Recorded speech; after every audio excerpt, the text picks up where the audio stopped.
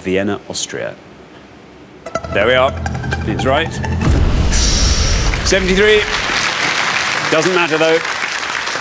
It's lower than 100. 73 for Vienna, Austria. Yeah, very big score. It could keep Stephen and Gary in the game. Phnom Penh is actually Cambodia. But Phnom Penh would have scored you 19 points. There's another very big score up there, Kingston, surprisingly, which is the capital of Jamaica, would have scored you 78 points. The biggest answer on the board there. Riga, Alexander, did you know that one? I've been there. Latvia. Latvia, exactly Yes. right. Very popular for stag weekends and what have you these days. Although it's got more going for it than that, 27 points. And Doha, the capital of Qatar, would have scored you 16. OK, well, we're halfway through the round, so let's take a look at the scores. Well, 38, Sophie. Who'd have thought that was going to be the lowest score in this round? Then we go up to 73, Roger and John. Gary and Stephen, obviously, the high scorers on 100. Yeah, you're going to have to try and answer as cleverly as you can, Gary, in the next pass.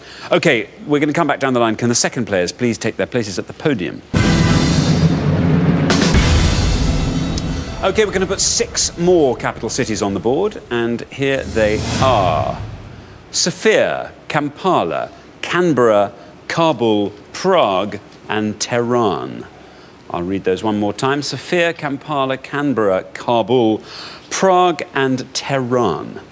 Now remember, we are looking for the country of which each of these cities is the capital, and you're trying to find the one that the fewest of our 100 people knew.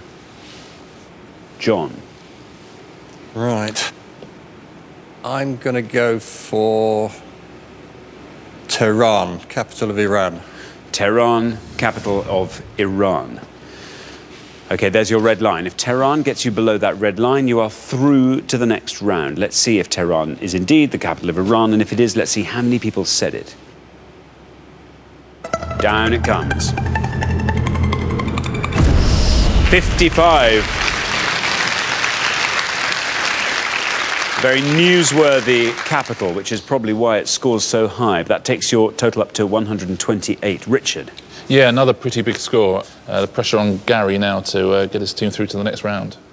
Absolutely. OK then, Gary. Remember, we are looking for the countries of which these cities are the capitals. John and Roger are on 128. If you can score 27 or less with this answer, you are through to the head-to-head, and we will be saying goodbye to John and Roger. What do you think? There's one obscure one up there, and I'm just not confident enough to go for that one. I will go for Sofia, and hopefully it's Bulgaria. Sofia, Bulgaria. Here's your red line. If Sofia is indeed the capital of Bulgaria and gets you below that red line, you are through to the head-to-head. Let's see if that's right. And if it is, let's see how many people said Sofia, Bulgaria. It's right. Very well done, Gary. Down it comes. Oh!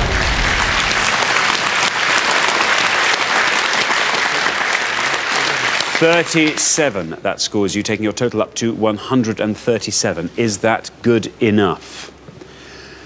Richard. Yeah, a lot of big scores in this round. People do know their capitals, don't they? But the door just slightly ajar in case Adam gets the wrong answer. Adam, you're on 38. The high scorers are Gary and Stephen on 137. If you can score 98 or less, you are through to the head-to-head. 98 or less. Talk us through the board. You're the last person to have it. I'm pretty certain on 3 of the 4. So I think I'm going to resist the temptation to go for a low score and go for something safe. Well, I hope it's safe. Talk us through the ones you've got there. I think Canberra is Australia. I think Kabul is Iraq. But I'm going to go for Prague being the Czech Republic. Prague, Czech Republic, you're saying. OK, let's see if that's right. And if it is, let's see how many people said Prague, Czech Republic. Good luck, Adam. Yep, well done. It's right, and you are through to the head-to-head. Down it comes. 36. Taking your total up to 74. Richard. Yeah, well played, Adam. What was the risky one you were thinking of, Gary? Well, it was Kampala, but I was only going to guess at what it might be anyway. What would you have gone for, just in case? Because it would have kept you in the round if you got it. I was thinking it might be over by Uganda. You'd have been in the next round if you had said Uganda. Unlucky. Best answer on the board. Uganda, 12 points that would have scored you. You've got to trust your gut instinct sometimes. Kabul is not Iraq, it's Afghanistan. 46 points. And Canberra, as you could imagine, a very high scorer. Australia, of course, 83 points. Unlucky, guys. Well, thanks, Richard. So at the end of round 2, the losing pair with the highest score, it's Stephen and Gary, 137. Pretty close, though, between you and John and Roger. Oh, Kampala. I know. It was one I wasn't totally confident on, and we needed to get less than 100. Yeah, yeah. Cheers. Thanks so much for playing. Great contestants, thank you. But for the remaining 2 pairs, things are going to get even more exciting now as we enter the head-to-head.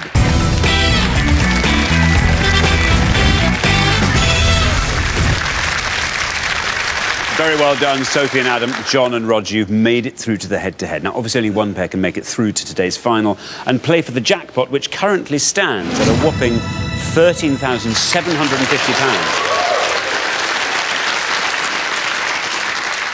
You're now going head-to-head on the best of 3 questions. For each question, each pair needs to give me just one answer, and you are now allowed to confer. All you have to do is come up with an answer that scores less than the other pair, and you will win that question. The pair who get the best of 3 will be playing for today's jackpot. Let's play Pointless. OK, here is your first question. We gave 100 people 100 seconds to name as many post-war Labour chancellors as they could. Post-war Labour chancellors. Richard? Yeah, we're looking for any Labour MP or peer who's held the position Chancellor of the Exchequer from after the 1945 general election through to the start of 2011. There are 8 names on the list. See how many of those you can get at home. OK, Sophie and Adam, because you played best throughout the show so far, you get to go first. We are looking for post-war Labour chancellors. OK, Sophie and Adam, have we reached a consensus? Yeah. I think we're going to play it safe and go with Alistair Darling. John and Roger, you can now discuss out loud. We're going back a bit farther in time. A bit older than them, so... Because we're a bit older, yeah. A lot older, in fact. We're going to go for Dennis Healey. Dennis Healey. OK, we have Alistair Darling, we have Dennis Healey. Sophie and Adam, Alistair Darling, let's see if that's right. And if it is, let's see how many people said Alistair Darling.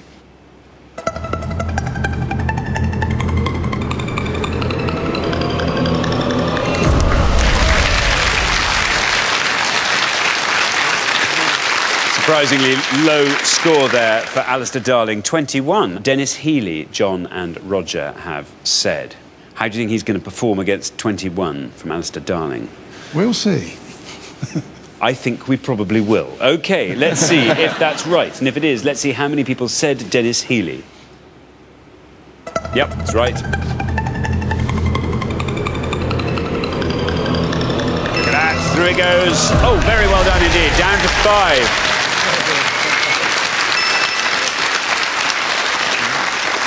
Very good. 5 beats 21. John and Roger, you are ahead after our first question, 1-0. Richard? Yeah, well played, John and Roger. Of course, Dennis Healey, appointed by Wilson, but was James Callaghan's Chancellor throughout the end of the 70s. Let's take a look at all 8.